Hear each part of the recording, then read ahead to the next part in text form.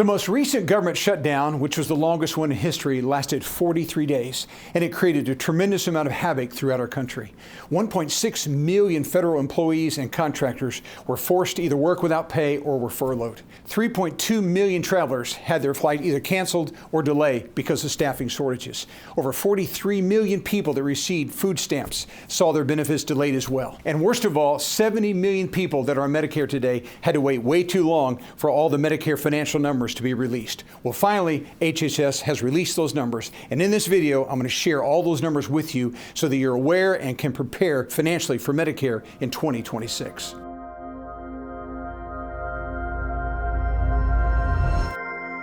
So every year when Medicare gives us the new numbers, those numbers are going to be different for the deductibles, for the copayments, as well as for the premiums. And so I'm going to begin by talking about original Medicare A and B.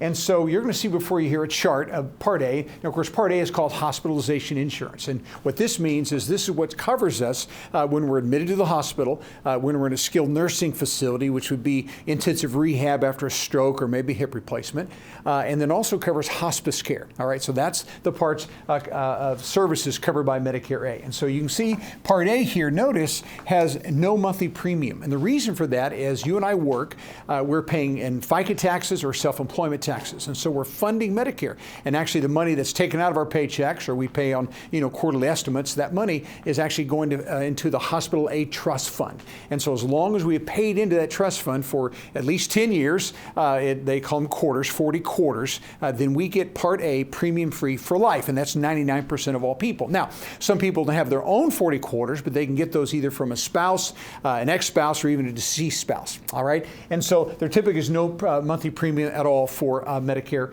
Part A. Now, when we get into 2026, of course, you can see that's the same. Again, it's premium free for life. Now, let's talk about the Medicare A deductible. Now, I'm going to explain about this particular deductible.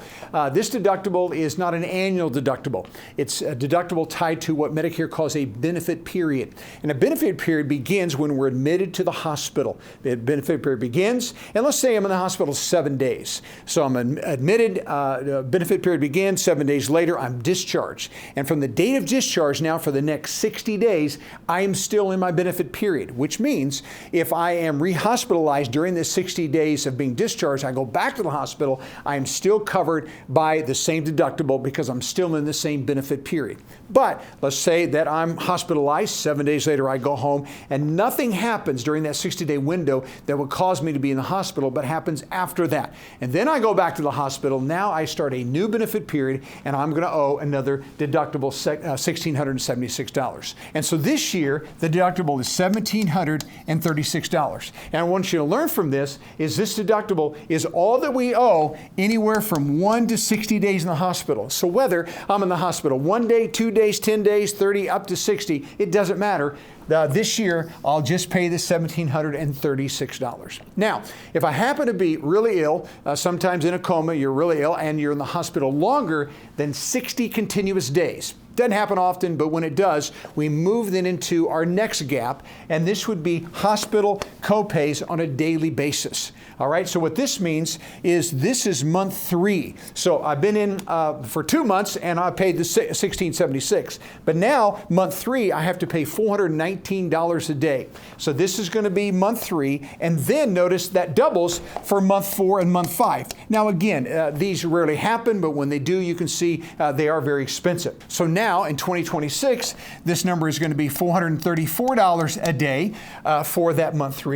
And then, of course, it's going to be doubled. So that's going to put us into $868 for months 4 and month 5. All right? Okay, so that is also changing. And again, these hospital copays for these extended stays are rare, but you can see very expensive. Now, I want to mention just one more item about this month 4 and month 5. Again, pretty rare when this happens, but what's important to note here are these months, these days, are called lifetime reserve days. And so as you can see, there's 60 of those. And so if I'm ever in the hospital more than 90 days, then what happens, I have this bank of lifetime reserve days, that's 60 days. And so if I'm in more than 90, they go into my bank and they start pulling those out. But I only have 60 of those days, which means if those are ever exhausted, then Medicare never covers me again other than the first 3 months in the hospital. That's it. So again, lifetime reserve days would be month 4 and month 5. And again, they're just simply a lifetime.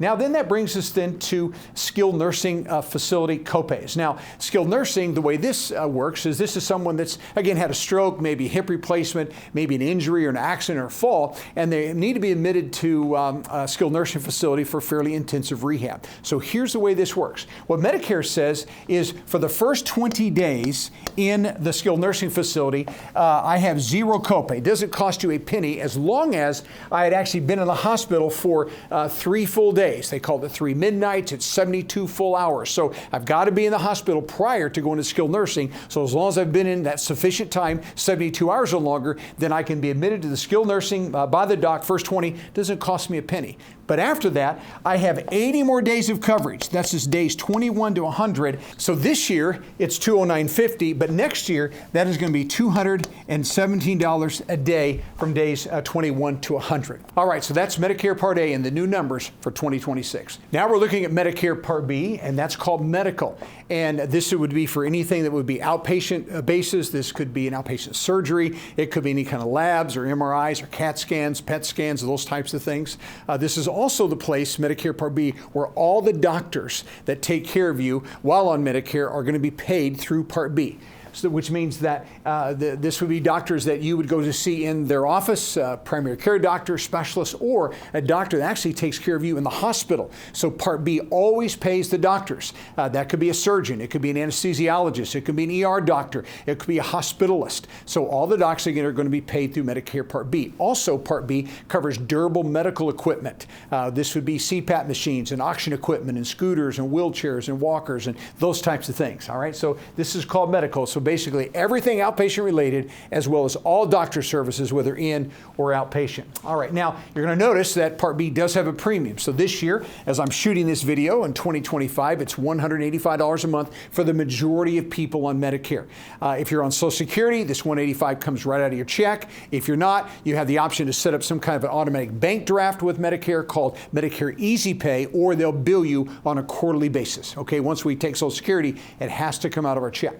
All right, so we have $185, and so this next year, that Part B premium is going to be $202.90 on a monthly basis. All right, again, taken out of your Social Security check, billed quarterly, or some kind of a bank draft that we set up. All right, so that's the premium. Now, I had mentioned that the majority of people are paying the $185, and the majority of people will be here at $202.90, but some of you are actually going to pay more for your Part B premium. I'll explain that here in just a minute. Okay, we have some surcharges that some people have to pay because they're considered to be high income by Medicare.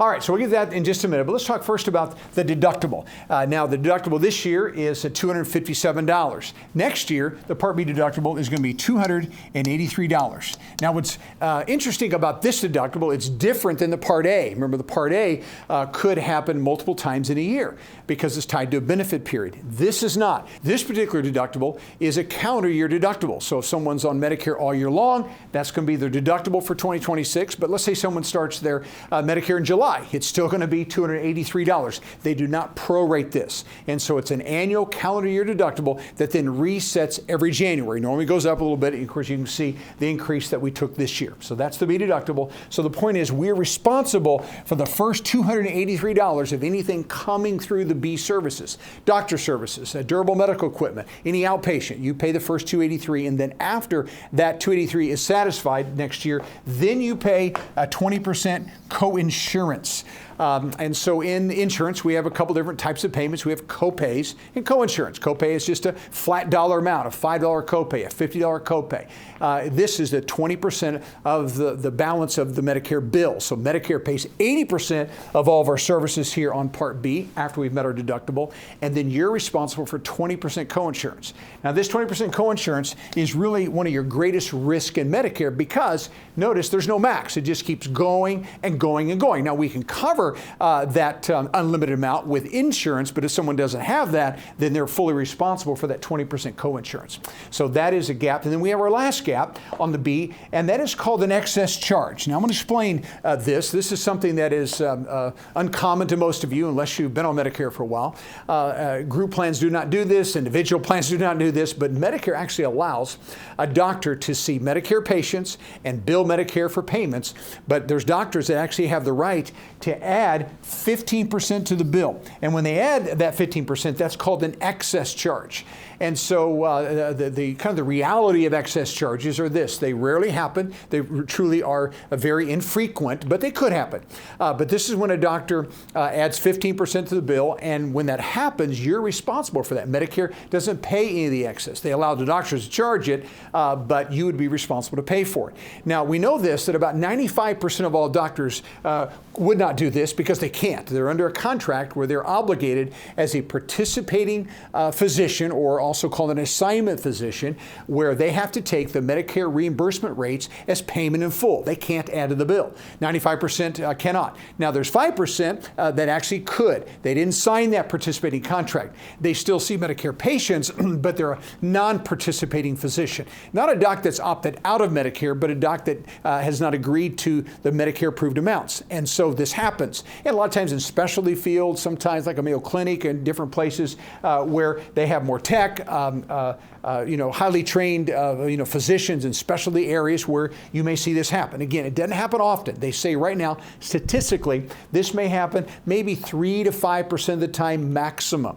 But again, if you had a doctor that added the 15%, you'd be responsible to pay that. All right? So the whole point is these are going to be the new numbers for 2026. And so we're going to talk about how it is that people get these numbers, actually these gaps covered through other insurance. There are two primary plans that people are buying today. These are called Medicare supplemental plans or Medigap policies. Again, this is not the Medicare Advantage system. That's totally different. This is just the original Medicare A and B pays first, and the Medigap plans are going to pay second. So the two top plans would be the G and the N plans. And so while we're on this topic, I thought as we talked about these new numbers for 2026, how can a person get them covered? Well, again, the top plan right now is the G plan. And you'll notice that all those gaps that I just talked about would be covered by a supplemental plan G if that's what you bought. And so the one gap that you'd be responsible for on an annual basis would be the Part B deductible. Now, this plan is the most comprehensive plan available for people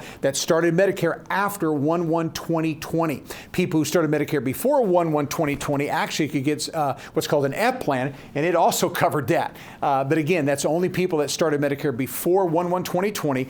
They could buy F plans, and they can keep F plans their whole life. They were actually grandfathered in before Medicare made that change. But if we're starting Medicare after 1/1/2020, can't get an F, but we can get the most comprehensive plan available today, and that would be the G plan. So once a year, you would meet that B deductible, whatever it is. So the first $283 coming through the B system, docs and outpatient, all that, that's going to be a bill in your mailbox. And then once you've paid that, then you're done. As long as you're seeing a Medicare provider and getting something that Medicare says they'll cover, it will be 100% coverage after that B deductible. And then remember, every January, that number is going to reset. All right, so that would be the G plan. Let me just show you one other plan. And again, this plan is actually called the N plan. N plan, very popular as well. I think right now about 60% of all people get Gs, 40% get Ns. In my opinion, they're both very good options depending upon really where you want to fall with the budget. Okay, so when it comes to N plan, again, we're looking at the same grid, the same gaps that exist in Medicare. So if I get an N plan, it's going to cover 4 of the 6 gaps. And so just like the G, everything on the hospital side, skilled nursing side, a hospice side, all covered, 100%. But over here is where the difference is. You'll notice here on the N plan, just like the G, you're going to have to meet your annual deductible. But unlike the G, what we have is now you would be responsible for excess charges if and when those occur. Again, pretty rare, but if it happened, N would not cover excess if indeed you had a doctor that added to the bill. And I want to note this. Only physicians and surgeons can add excess. Hospitals cannot, durable medical equipment providers cannot, but any physician could. A surgeon could, again, a primary care doc, a specialist certainly could. So N plan would not cover excess, and then N has 2 copays that did not exist within the G plan, and that's this. Every time you see a doctor, this would be a primary care doctor, a specialist, you'd be subject to a $20 copayment, and if you went to the emergency room department, then you would have a $50 copay for that as well. So again, we're taking on a little bit of risk with excess, not much, some, and then we have some copays. Now, the reason that some people are going with the N is because in some areas it's substantially lower, a little bit more budget friendly. In most places, we're going to see about a $50 a month difference. Some states may be a little lower, some higher for sure, but on average about $50 $50. So I just saved $600 a year by having an end plan. And so again, you probably went to the doctor a few times. The likelihood of excess charges is very small as well. So people that want to be in that Medicare supplemental system because of all the benefits of that, go to any provider that takes Medicare, no pre-authorizations by the insurance company, permanent policies, portable policies, all those features you have with both the G and the N. Okay, but what happens with that N, I'm going to save that $50, and again, I got a couple copays. So someone that wants the most comprehensive typically goes with the G. Someone, again, that wants that more budget-friendly option would probably go with an N. I think they're both excellent options. I think it really just matters of how much money you want to spend on a monthly basis for your premiums. All right, now what I want to do is I want to dig just a little deeper and look at the Part B premiums. We already know what's going on with the Part B premiums. We know that those premiums right now are $185 a month, and then in 2026, that went to $202.90.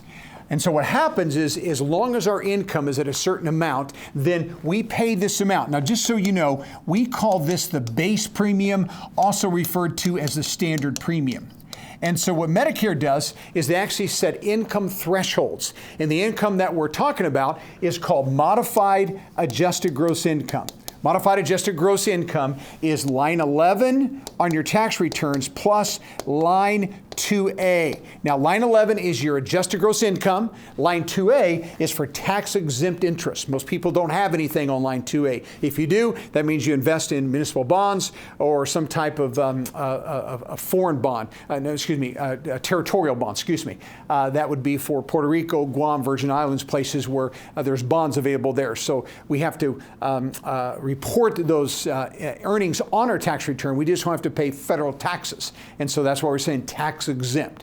All right, so if we have something on line 2A that they put the two lines together, that gives us our modified adjusted gross income. So every year, what Medicare does is they change the thresholds, those income thresholds. And so I want to show you that chart here in just a second, but I want to be real clear that as they change the thresholds annually, we know what they are now for 2026. So what I'm saying is this. In a single filer this year, if they stayed below the $106,000, you would have paid the base of $185. A married couple filing a joint return, again, you stay below $212, each of you would be paying the $185. Now, if you're married filing a separate return, it's a whole different chart, okay? So these are just the two I want to explain in this video because this covers most people. Now, next year, what we have a higher amount, and that's going to be $109,000. So next year, if I stay below that, I have no surcharge, no IRMAA. The married couple is always just doubled, and that's going to be $218,000. So again, if we stay below that number, no IRMAAs. Now, if we're going to be above the thresholds, now we're going to have that additional surcharge. Let me show you that chart. All right, so once again, we're going to show you two primary ways people file. You could have a head of household. You could be married filing a separate return. Different numbers for sure. But again, this is going to cover most of you. So we have individual, single filing an individual return, a married couple that files a joint return. And so here are the thresholds. Remember what I said, $109,000 or less, $218,000 or less. We just simply pay the base premium. We do not have that additional IRMAA. What will that be? That's going to be $202.90 a month if we stay below the threshold. Statistically, they say that's about 85% of the population. But if I go above those numbers, above that 109, 218, now you can see we have 1, 2, 3, 4, 5 different levels of IRMAAs. And so I kind of look at these like marginal tax brackets. As we make more money, our percentage of taxes go up. So the more money you make, the higher your marginal bracket is going to be. Same thing is true on the Part B. The more modified adjusted gross income you have, then the more you're going to pay for your Part B, but also notice Part D, the drug plan, the prescription drug plan that we have to have. All right, and so we'll just pick a number here real quick. Let's just say that we're married that files a joint return, and let's say as they look back and remember, this is all about 2026, so they're looking back 2 years at 2024. Okay, so this year will matter in 2027.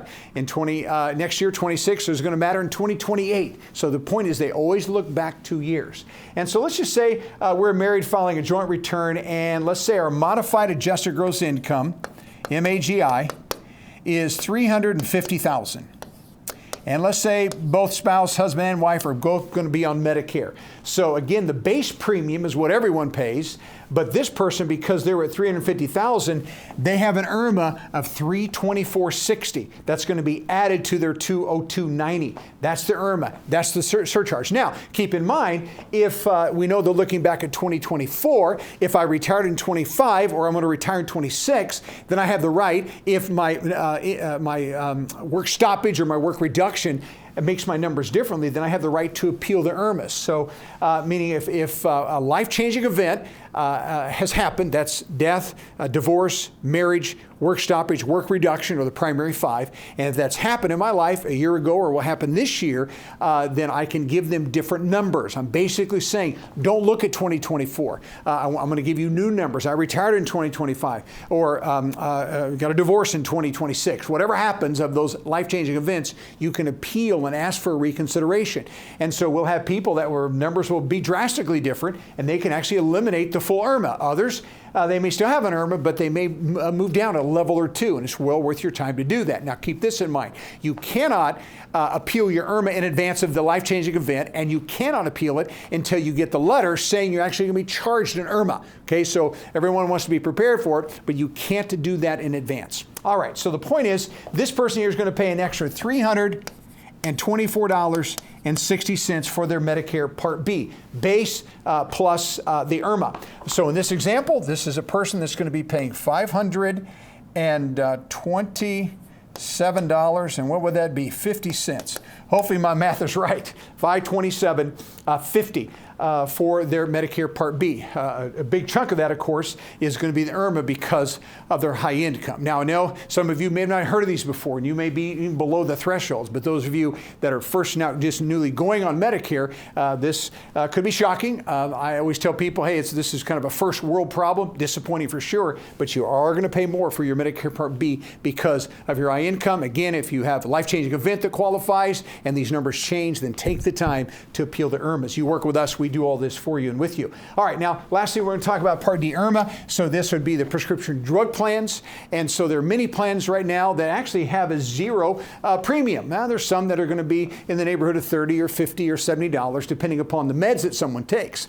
But if as long as I'm below the thresholds, again, below the 109, the 218, then all I have to do is pay whatever the drug company is charging me to be on that plan. Some have zero premiums, some are varied, but the point is no IRMAAs. But again, if I'm high income based upon these standards, 5 levels of IRMAA. And you'll notice this same person here, they could be on a zero drug plan, no premium, but they're still going to have to pay extra $60.40 a month because they have the IRMAA. So what we do is we combine the IRMAAs. You can see here, that's what, about $385 extra every month, again, because of high income. All right, and so this is the way it's going to work. Those of you that are on Medicare, you're going to get your IRMAA letter very, very soon, and then you have to be prepared for that for 2026, unless, again, you've had a life-changing event. Take the time to appeal the IRMAA. All right, so let's talk about, just real quickly, most of you would be aware of this, but I think it really ties into what we're talking about in this video, and that would be the cost of living adjustment. The COLA for 2026 is 2.8%. And so those of you that are already on Social Security, you're actually going to see an increase to your check. Now listen, those of you that are not yet on Social Security, you're still going to benefit by the 2.8% because once we hit 62, if we're not taking Social Security, then they actually recalculate our primary insurance amount every year. So if you're still working, some of those higher income years may knock out some of the lower ones, but also as they recalculate that primary insurance amount, they add the 2.8% cost of living adjustment to that. So everyone benefits once we get above 62 by these cost of living adjustments. Let's take a quick look, and I'll close out the video with this.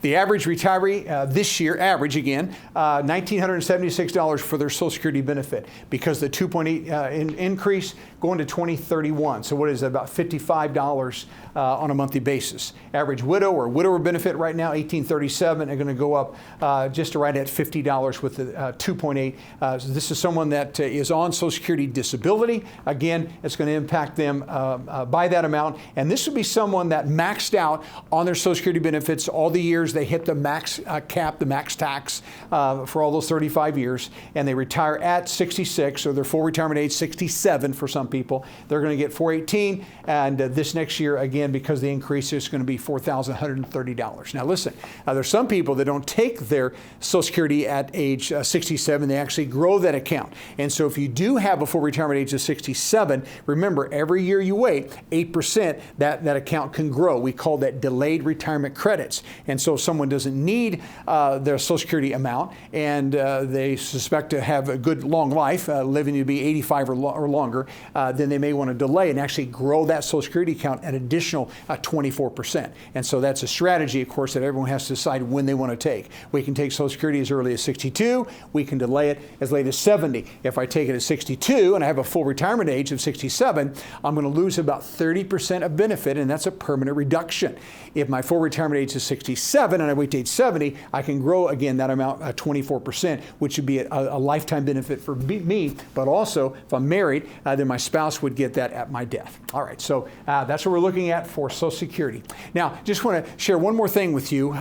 Everything I've shared has to do with the financial numbers, but the majority of people are going to get some kind of insurance. You're going to get a Medigap policy, which we talked about, or maybe a Medicare Advantage plan. And there's been a lot of changes going into 2026. And so I shot this video here called the Medicare Reset. And this truly will teach you about all the insurance options and all the changes that are forthcoming for 2026 to make sure that you're on the right plan next year.